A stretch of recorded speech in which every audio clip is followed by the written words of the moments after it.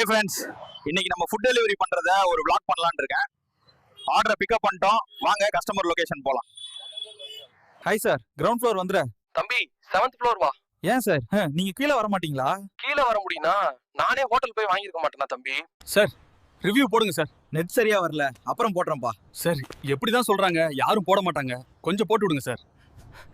கொய்யால 3 ஸ்டார் தான் போட்டிருக்கான், லேட் டெலிவரின்னு ரிவ்யூ போட்டிருக்கான். 5 நிமிஷம் லேட் ஆயிடுச்சு, அதுவும் அபார்ட்மெண்ட்ல லிஃப்ட் வேலை செய்யல. நல்லா படிக்கலனா இந்த மாதிரி தான் டெலிவரி வேலைக்கு தான் போகணும். ஹலோ சார், என் சம்பளம் என்னன்னு தெரியுமா?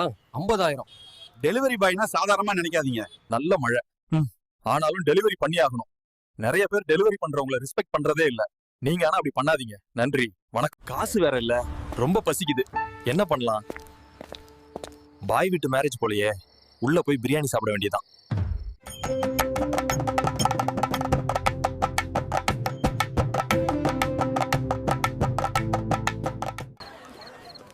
நீங்க மாப்பிள்ளை வீட்டு சைடா இல்ல பொண்ணு வீட்டு சைடா ப்ரோ? நான் பொண்ணு வீட்டு சைடு தான் ப்ரோ. நானும் பொண்ணு வீட்டு சைடு தான் ப்ரோ.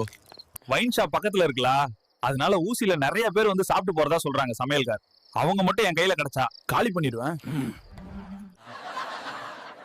நீங்க பொண்ணு சைடுன்னு சொன்னீங்களே ப்ரோ, எப்படி சொந்தம் நீங்க பொண்ணுக்கு? ஆக்சுவலி அவங்க என் ஃப்ரெண்ட், எம்பிஏல அவங்க என் கிளாஸ்மேட். பொண்ணு எம்பிஏ படிக்கலையே. பொண்ணு பேர் சரியா சொல்லு ப்ரோ, பார்க்கலாம். பொண்ணு பேரு சங்கீதா. சங்கீதாவா? டேய், நீயும் ஒரு ஊசி சூறாடா.